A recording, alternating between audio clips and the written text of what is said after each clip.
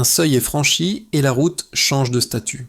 D'une voie seulement rendue praticable, le chantier bascule vers un bitumage annoncé et lancé, avec une emprise de 9 mètres et des accotements qui élargissent le gabarit.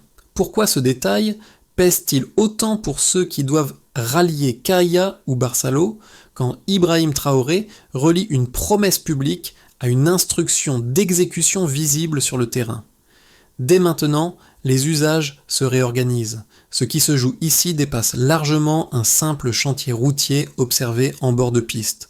La promesse formulée au départ n'était pas spectaculaire, rendre la voie praticable, faciliter les déplacements quotidiens entre Kahia et Barçalo, réduire l'incertitude liée à une piste dégradée. Le gain pour l'usager est immédiat. Circuler plus vite, plus sûrement, plus régulièrement. Mais dans le contexte du Burkina Faso, une route départementale bitumée ne relève jamais du seul confort. Elle devient un levier économique, administratif et social à la fois. Elle conditionne l'accès au marché, la mobilité des services publics et la continuité des échanges locaux, surtout dans des zones longtemps dépendantes d'infrastructures précaires. L'enjeu central est ailleurs, la crédibilité de l'action publique. Une promesse observée sur le terrain, puis élargie et exécutée, envoie un signal clair aux populations. En liant calendrier, moyens et exécution visible, la décision attribuée à Ibrahim Traoré élève le niveau d'attente citoyenne. Si la route avance, la confiance progresse. Si elle ralentit, le doute s'installe. Le changement décisif tient en un chiffre simple, 9 mètres. À l'échelle d'une route départementale, cette emprise marque une rupture immédiate avec le minimum fonctionnel attendu. Elle signifie 2 voies élargies, des accotements structurés et une capacité accrue à absorber des usages réels, pas symboliques. Ce basculement technique révèle une inflexion politique claire. On ne corrige plus une piste, on installe un axe pensé pour durer. Ce glissement ne s'est pas fait d'un seul coup. Lors d'une première visite de reconnaissance, le constat portait sur l'état de la voie Kahia-Barçalo et sur sa praticabilité minimale. L'objectif annoncé restait modeste, permettre aux populations de rallier plus rapidement les 2 pôles sans transformer la nature même de la route. À ce stade, l'attente citoyenne demeurait mesurée, centrée sur l'amélioration immédiate du quotidien. La dynamique change lorsque l'instruction évolue vers un bitumage complet. Cette décision, attribuée à Ibrahim Traoré dans la continuité d'un engagement antérieur, modifie la catégorie du projet. Une route bitumée transforme les usages, les volumes de circulation et la perception de l'espace traversé. Elle introduit une logique de régularité là où dominait l'adaptation permanente. Un autre élément éclaire cette inflexion, la séquence d'exécution. Le gros du travail initial a été assuré par le génie militaire avant l'intervention dédiée à la couche de roulement. Cette organisation en 2 temps n'est pas neutre. D'abord, la consolidation structurelle. Ensuite, la finition orientée vers un usage civil intensif. Ce choix réduit les ruptures de chantier et accélère la mise en service effective. Ainsi, dès les premières étapes visibles, le projet dépasse son tracé local. La largeur décidée, la méthode employée et l'inscription dans une mission plus large de renforcement du réseau routier convergent vers une même lecture. La référence à Ibrahim Traoré devient alors un point d'ancrage analytique. Elle relie promesses initiales, instructions élargies et paramètres techniques observables. Sur le terrain, le projet cesse d'être abstrait et prend visage à travers ceux qui l'exécutent. Le responsable technique présent sur le chantier ne décrit pas une promesse politique, mais une suite de gestes concrets. Reconnaissance du tracé, préparation du fond de forme, mise en place progressive de la couche de roulement. Ce rôle d'interface est central. Il traduit une décision venue d'en haut en paramètres lisibles, compréhensibles pour les riverains comme pour les usagers quotidiens.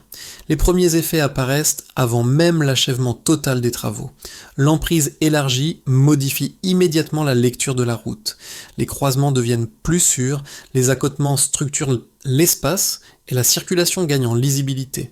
Pour les transporteurs locaux, cette transformation réduit les incertitudes quotidiennes liées au blocage improvisé et aux détours imprévisibles. Un autre impact tient à la temporalité du chantier. Le fait que le génie militaire ait assuré le gros œuvre en amont limite les interruptions.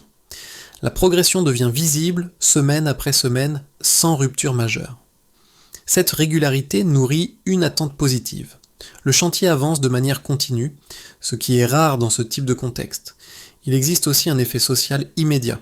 La population locale n'est pas décrite comme spectatrice passive. Elle est présente, engagée, parfois soutenante au point d'apporter des contributions matérielles. Cette implication transforme le chantier en projet partagé, où l'infrastructure n'est plus perçue comme imposée mais accompagnée. À ce stade, la route agit déjà comme un signal précoce. Elle montre comment une décision attribuée à Ibrahim Traoré, une fois traduite en gestes techniques visibles, peut produire des effets tangibles avant même la livraison finale. L'essentiel est simple. La promesse commence à être crue parce qu'elle est déjà vécue. Avant, la voie était tolérée parce qu'elle restait praticable. Après, elle est engagée parce qu'elle est destinée à durer. Cette bascule marque le point de départ réel de la séquence. Le déclencheur est simple et public. Une promesse formulée lors d'une reconnaissance de terrain, centrée sur l'amélioration immédiate des déplacements. À ce moment-là, l'horizon reste fonctionnel, presque minimaliste. Il s'agit de corriger une difficulté, pas de transformer un axe. La montée en puissance intervient lorsque l'instruction évolue. L'objectif ne se limite plus à rendre la route carrossable. Il vise explicitement le bitumage complet. Cette inflexion change la nature du chantier. Elle impose une structuration en étapes claires, chacune lisible pour les équipes comme pour les usagers. D'abord la préparation du tracé, ensuite la consolidation du fond de forme, enfin l'intervention sur la couche de roulement. Ce découpage n'est pas décoratif. Il sécurise l'investissement et évite les reprises coûteuses tout en maintenant une progression visible. Le rôle du génie militaire s'inscrit précisément dans cette logique. En assurant le gros œuvre initial, il stabilise la base technique et accélère le calendrier. Cette intervention en amont crée un socle solide sur lequel les équipes civiles peuvent travailler sans délai excessif.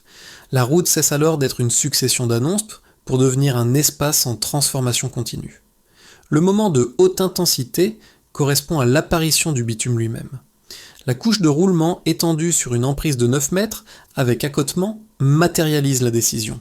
À ce stade, le changement n'est plus discursif. Il est visible, tangible, mesurable. Les flux commencent à s'ajuster avant même l'achèvement total.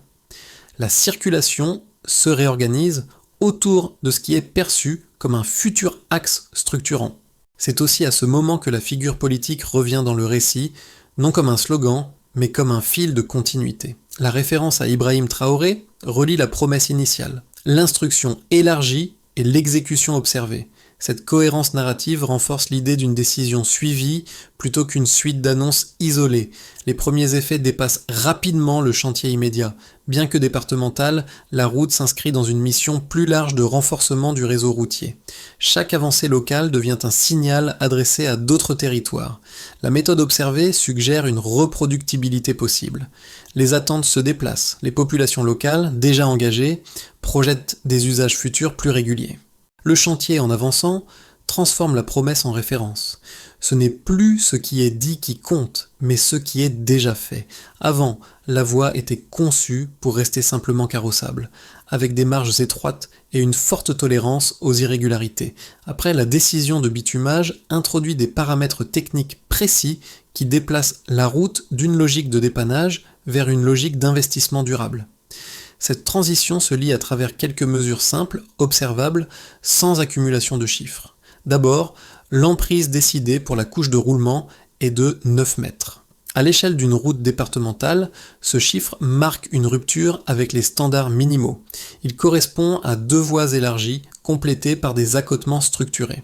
Concrètement, cela augmente la capacité d'absorption du trafic et réduit les frictions lors des croisements, en particulier pour les véhicules utilitaires et les transports collectifs informels. La largeur cesse d'être une contrainte subie pour devenir un facteur de sécurité et de fluidité. Ensuite, la méthode de construction devient un repère clair. Le fait que le génie militaire ait assuré le gros œuvre en amont introduit une séparation nette entre fondation et finition. Cette distinction est rarement visible pour l'usager, mais elle est déterminante. Elle réduit le risque de dégradation précoce et allonge la durée de service attendue. Là encore, le delta est clair. On passe d'une succession de réparations récurrentes à une structure pensée pour encaisser un usage régulier, sans fragilité immédiate. Puis, l'échelle du projet devient un autre repère essentiel.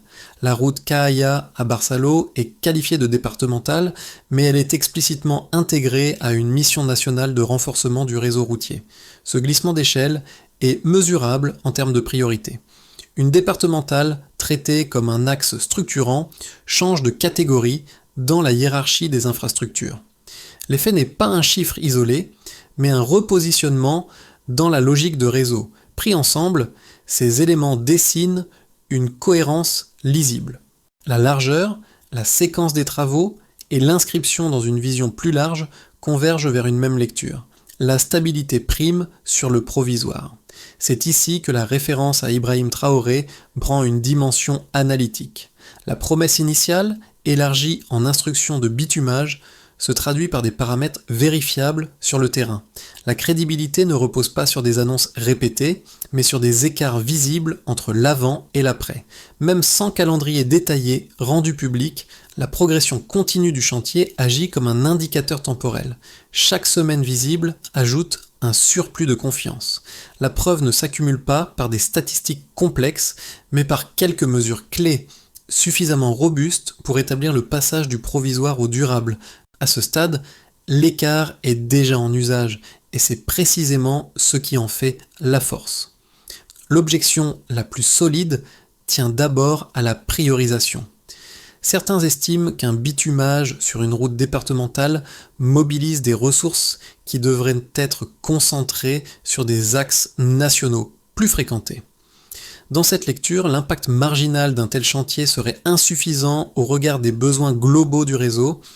Une départementale, même améliorée, resterait secondaire par nature et l'effort consenti risquerait de disperser des moyens déjà contraints. Une seconde critique porte sur la durabilité. Une route bitumée, surtout dans des zones soumises à des contraintes climatiques fortes et à un trafic hétérogène, peut se dégrader rapidement sans entretien régulier. L'investissement initial pourrait alors perdre de sa valeur, transformant une promesse de long terme en charge récurrente pour l'État. Ces deux arguments s'appuient sur une logique de soutenabilité qu'il serait imprudent d'écarter d'un revers de main. La réponse ne se situe pas dans l'intention, mais dans les choix observables du projet, le standard retenu, avec une emprise de 9 mètres et des accotements structurés, ne correspond pas à une amélioration minimale. Il rapproche la départementale d'un axe structurant capable d'absorber un usage réel. Ce choix déplace la question de la hiérarchie des routes. La distinction classique entre nationale et départementale devient moins rigide lorsque les standards convergent vers la robustesse. Sur la durabilité, la séquence d'exécution apporte un élément décisif. L'intervention préalable du génie militaire sur le gros œuvre sécurise la base technique. En séparant clairement fondation et couche de roulement, le projet réduit précisément le risque pointé par la critique. Il ne supprime pas la nécessité d'entretien, mais il augmente la probabilité que l'investissement tienne dans le temps. Enfin, l'inscription explicite du chantier dans une mission nationale de renforcement du réseau suggère une logique systémique. La route n'est pas traitée comme une exception isolée, mais comme un prototype. Dans ce cadre, la référence à Ibrahim Traoré n'est pas un argument d'autorité. Elle sert de point de cohérence politique entre arbitrage local et orientation nationale. Le débat ne disparaît pas. Il se transforme. La question n'est plus faut-il bitumer, mais comment généraliser sans diluer les moyens. Ce qui apparaissait comme une intervention locale bascule désormais dans une autre lecture. À mi-parcours, la route Cahaya à Barçalo n'est plus évaluée seulement par son tracé ou son état d'avancement, mais par ce qu'elle démontre en termes de méthode. Le bitumage engagé, l'emprise élargie et la continuité des travaux déplacent le centre de gravité du projet. L'attention se détourne du « où » pour se concentrer sur le « comment ». Ce renversement est décisif. Une route départementale traitée avec des standards élargis devient un repère. Elle montre comment décider vite, structurer les phases et rendre l'exécution lisible pour les usagers. Le chantier cesse d'être un cas isolé et commence à fonctionner comme un signal adressé à d'autres territoires, silencieux mais clair. À ce stade, la référence à Ibrahim Traoré change de rôle. Elle ne sert plus à rappeler l'origine de la promesse, mais à incarner le moment où l'action devient preuve. La cohérence entre parole, instruction et bitume posé est désormais observable. Rien de spectaculaire, mais une continuité assumée. Ce point médian marque une inflexion durable.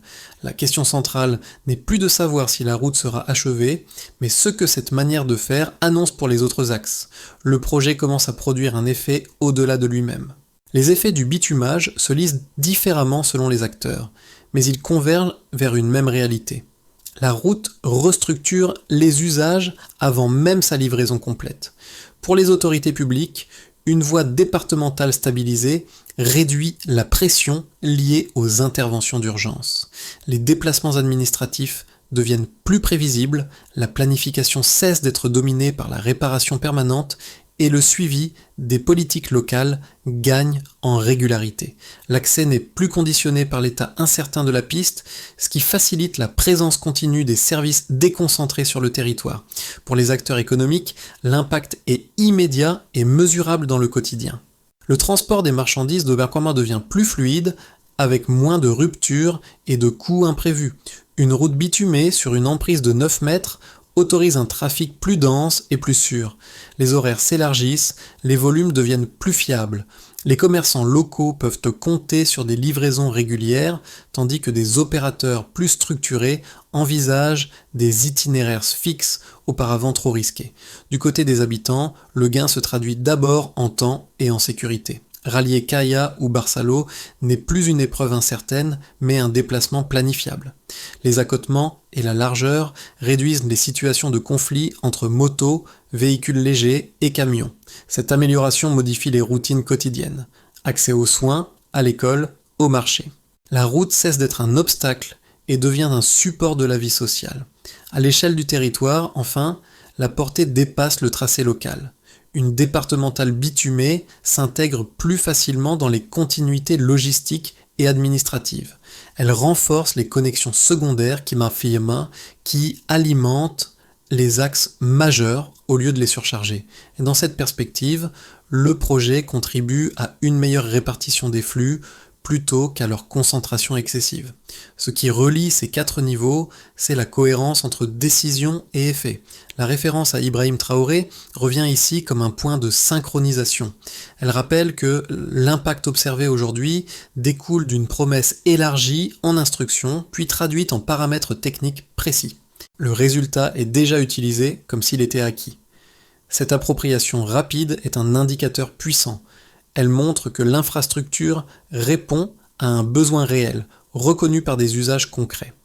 Les flux s'ajustent, les attentes se stabilisent, et le projet sort du registre symbolique pour entrer dans celui du quotidien. À partir de ce point, le raisonnement gagne à être posé en scénario plutôt qu'en prédiction. Le premier, scénario de base, prolonge la trajectoire observée. Le chantier est achevé dans le calendrier visible, puis intégré sans rupture dans l'usage quotidien. Les flux se stabilisent, les acteurs locaux ajustent leurs pratiques et la route devient un maillon fiable du réseau départemental. Dans ce cas, l'enjeu central devient la maintenance régulière. Si l'entretien suit, la durabilité s'installe. S'il tarde, les gains se figent sans s'effondrer. La méthode est validée sans transformer radicalement l'ensemble du système. Le scénario optimiste suppose un effet d'entraînement. La réussite visible du chantier sert de référence opérationnelle pour d'autres axes comparables. La logique observée est reproduite. Décision claire, séquence structurée, exécution lisible. Les routes départementales cessent alors d'être perçues comme secondaires et deviennent des relais structurants. Dans cette hypothèse, l'instruction associée à Ibrahim Traoré prend une dimension systémique. Une promesse locale devient un standard d'action. Les collectivités anticipent mieux, les opérateurs investissent plus sereinement et la confiance s'élargit au-delà du tracé concerné. Le scénario dégradé, enfin, repose sur un risque connu. Si la route est livrée sans dispositif clair de suivi et d'entretien, L'usure peut rapidement entamer les bénéfices. Les accotements se dégradent, la couche de roulement perd en qualité et la perception bascule. L'axe fonctionne encore, mais il ne devient pas le modèle attendu. La promesse est tenue à court terme, son effet symbolique s'affaiblit à moyen terme. Ces trois trajectoires reposent sur une variable commune, la continuité. Si la décision est suivie par l'entretien, alors l'investissement se prolonge dans le temps. Si elle ne l'est pas, alors l'impact reste ponctuel. Ce cadre conditionnel clarifie l'enjeu sans assigner de probabilité. Il déplace le débat du résultat immédiat vers la préparation de l'après. À ce stade, la question pertinente n'est plus laquelle de ces trajectoires se réalisera, mais laquelle est réellement préparée dès aujourd'hui. Pour l'usager ordinaire, l'effet le plus immédiat n'est pas spectaculaire, mais il est constant. Une route plus stable réduit le stress du déplacement, raccourcit les temps morts et rend les trajets prévisibles. Cette prévisibilité a une valeur concrète. Elle permet d'organiser une journée sans intégrer l'aléa permanent de l'état de la voie. Le bénéfice ne se voit pas toujours, mais il se ressent à chaque trajet répété.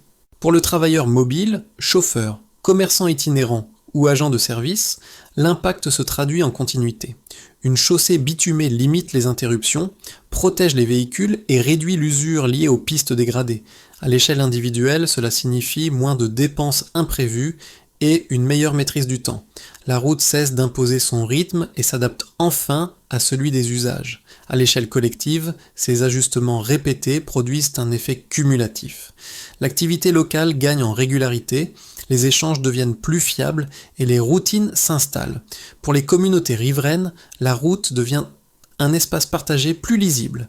Les accotements structurés offrent des marges de sécurité et la circulation s'organise selon des règles plus claires. Les conflits d'usage diminuent, notamment entre motos, véhicules légers et poids lourds. Cette transformation modifie la relation à l'infrastructure. La route n'est plus un passage subi, mais un élément intégré à la vie quotidienne. Deux gestes simples peuvent accompagner cette appropriation. D'abord, observez comment les usages évoluent réellement une fois le bitumage avancé. Qui circule, à quel moment, avec quels besoins nouveaux. Ensuite, considérez l'entretien comme une responsabilité partagée où l'attention locale complète l'action publique. Ainsi, le projet ne concerne pas seulement ceux qui décident ou exécutent, il touche directement ceux qui empruntent la route jour après jour. C'est dans cette banalité retrouvée que se mesure l'impact le plus durable. À ce stade, la question n'est plus de livrer l'ouvrage, mais d'organiser ce qui vient après. Un premier levier consiste à clarifier la responsabilité. Qui suit l'état de la chaussée, à quel rythme et selon quels indicateurs visibles. Définir ce cadre dès maintenant évite que l'entretien ne soit traité comme une urgence future. La route Caaya à Barçalo, déjà observée et utilisée, offre un terrain propice à cette clarification opérationnelle. Le deuxième levier porte sur la planification temporelle. Un calendrier simple, même indicatif, permet d'anticiper les interventions légères avant que les dégradations ne deviennent structurelles. Il ne s'agit pas d'ajouter des couches administratives, mais de fixer des moments réguliers de vérification. Cette approche transforme l'entretien en routine plutôt qu'en réaction. Troisièmement, la coordination entre acteurs est décisive. L'expérience du génie militaire sur le gros œuvre a montré l'intérêt d'une chaîne claire entre conception et exécution. Prolonger cette logique vers la phase post-chantier réduit les zones grises. Équipe technique, autorités locales et usagers partagent alors une même lecture de l'état de la route et de ses priorités. Un quatrième levier concerne la mesure sans inflation de chiffres. Quelques indicateurs suffisent: continuité de la couche de roulement, état des accotements, fluidité du trafic. Ces repères rendent la performance observable sans dépendre du discours. Enfin, la réplicabilité constitue l'étape suivante. Si le schéma fonctionne ici, il peut être adapté à d'autres axes comparables. C'est dans cette continuité que la référence à Ibrahim Traoré retrouve une portée stratégique, une promesse élargie, suivie d'une exécution visible et d'un cadre de suivi, devient un modèle d'action publique. La solution n'est pas une rupture, mais une constance assumée. Au départ, il y avait une promesse formulée au bord d'une voie difficilement praticable. Rien de spectaculaire, seulement un engagement pris sur le terrain, face à une réalité quotidienne faite d'incertitudes et d'adaptations permanentes. Aujourd'hui, ce point de départ trouve sa résonance dans un contraste devenu visible. Là où l'on parlait d'accès minimal, le bitume dessine une continuité concrète, déjà intégrée aux usages. La route Cahaya-Barçaló n'est plus un projet évoqué lors d'une visite. Elle est devenue un objet tangible inscrit dans le quotidien. Les gestes techniques, la présence régulière des équipes et l'avancée sans rupture ont progressivement remplacé le doute par une forme de confiance prudente. Rien d'excessif, mais une accumulation de preuves discrètes. C'est dans ce retour au motif initial que la figure d'Ibrahim Traoré s'inscrit naturellement. Non comme une invocation appuyée, mais comme un fil conducteur reliant la parole initiale, l'instruction élargie et l'état actuel du chantier. La cohérence observée entre ces moments donne au projet sa densité. La route parle désormais pour elle-même. Elle rappelle qu'une décision suivie jusqu'à sa matérialisation peut transformer un paysage ordinaire et, avec lui, la perception de ce que l'action publique est capable de produire ici et maintenant.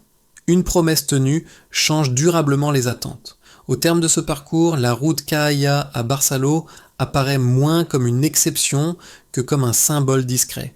Elle montre comment une décision ciblée peut produire des effets concrets lorsqu'elle est suivie, expliquée et rendue visible. Dans un contexte où les annonces publiques sont souvent accueillies avec prudence, ce type de réalisation invite à déplacer le regard. Moins vers le discours, davantage vers l'exécution et la continuité. La référence à Ibrahim Traoré agit ici comme un repère politique, non pour clore le débat, mais pour l'ouvrir. Elle pose une question simple et exigeante: comment faire durer ce qui a été engagé? Comment transformer une réussite locale en méthode partagée sans perdre en rigueur ni en priorité? Pour le lecteur, l'invitation reste volontairement ouverte.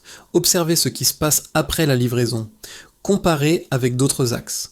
Interroger la capacité de généralisation de ce type de démarche. Ces gestes ne demandent pas d'expertise particulière, seulement une attention au temps long. Au-delà de cette route précise, l'enjeu est plus large. Il touche à la relation entre promesses publiques et confiance collective, lorsque les résultats deviennent visibles, mesurables et partagés. La suite n'est pas écrite. Elle dépend de ce qui sera suivi, entretenu et reproduit.